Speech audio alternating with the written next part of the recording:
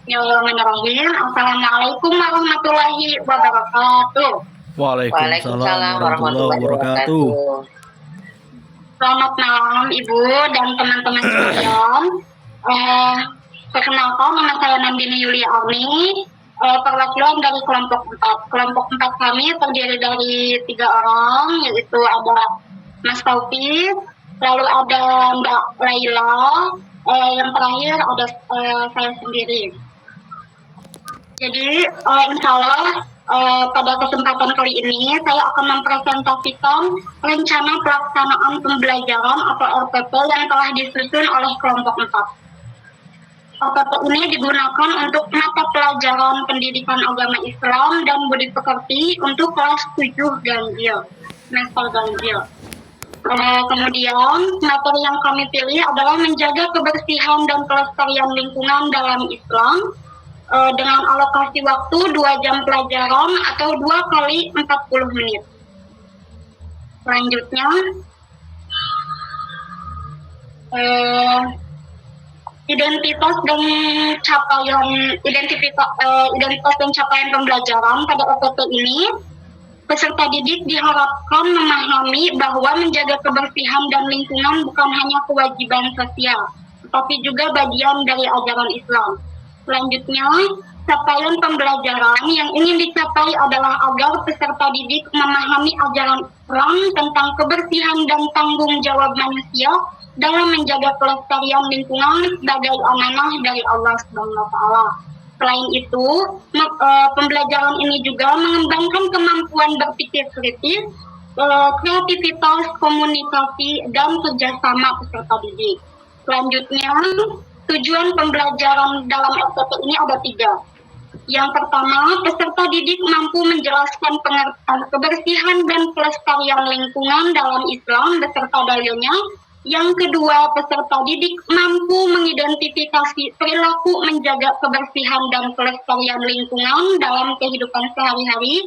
Dan yang ketiga, peserta didik mampu membuat sebuah karya yang menunjukkan pemahamannya tentang pentingnya menjaga lingkungan dalam Islam. Jadi, tujuan pembelajaran tidak hanya berfokus pada pengetahuan, tetapi juga keterampilan dan sikap peserta didik. Selanjutnya ada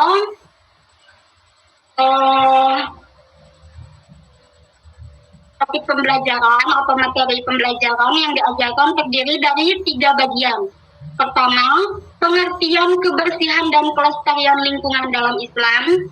Kedua, dalil Al-Quran dan hadis yang berkaitan dengan menjaga lingkungan. Ketiga, contoh perilaku menjaga kebersihan dan kelestarian lingkungan dalam kehidupan sehari-hari. Materi ini dipilih karena sangat dekat dengan kehidupan peserta didik sehingga mudah diterapkan dalam kehidupan nyata. Selanjutnya, model pembelajaran.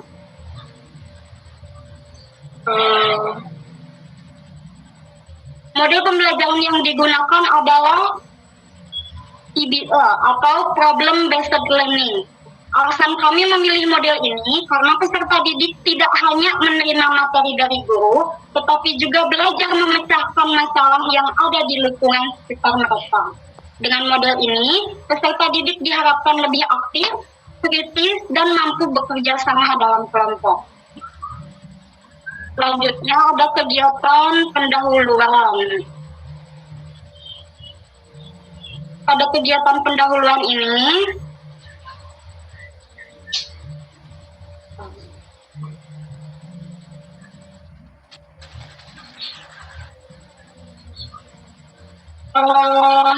guru membuka pembelajaran dengan salam dan doa, kemudian guru memeriksa kehadiran serta kondisi kelas. Setelah itu peserta didik diajak bertadarus Al-Quran. Guru juga memberikan persepsi melalui pertanyaan pemantik, misalnya, apa yang terjadi jika lingkungan sekolah tidak dijaga kebersihannya? Terakhir, guru menyampaikan tujuan pembelajaran yang akan dicapai pada pertemuan tersebut. Lalu ada kegiatan inti.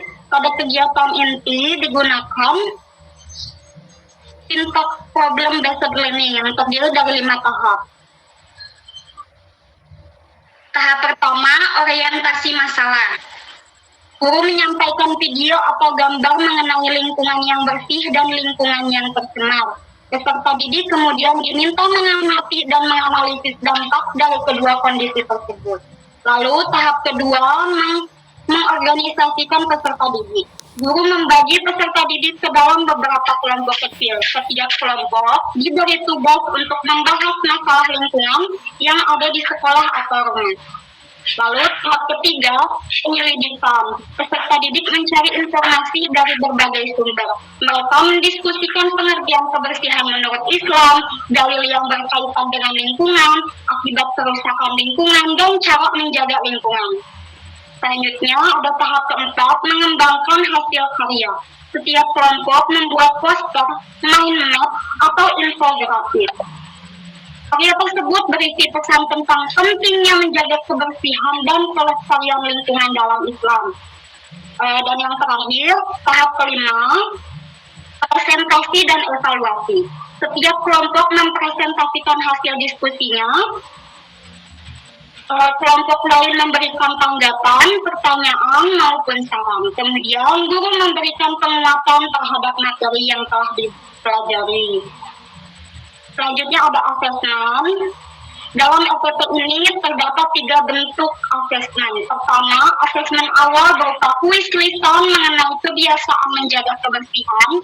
Kedua, asesmen proses berupa observasi keaktifan peserta didik selama diskusi dan kerja kelompok. Dan yang ketiga, asesmen akhir berupa penilaian dan tes tertulis. Dengan demikian, penilaian dilakukan secara menyeluruh, baik pada aspek pengetahuan, keterampilan, maupun sikap. Lalu, ada ini penutup.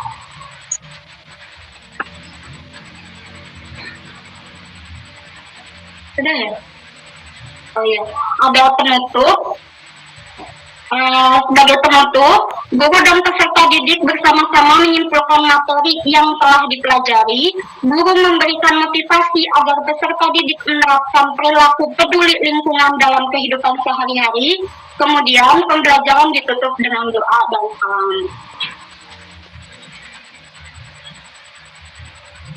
Mungkin cukup sekian dari presentasi kelompok kami. Assalamualaikum warahmatullahi wabarakatuh. Waalaikumsalam.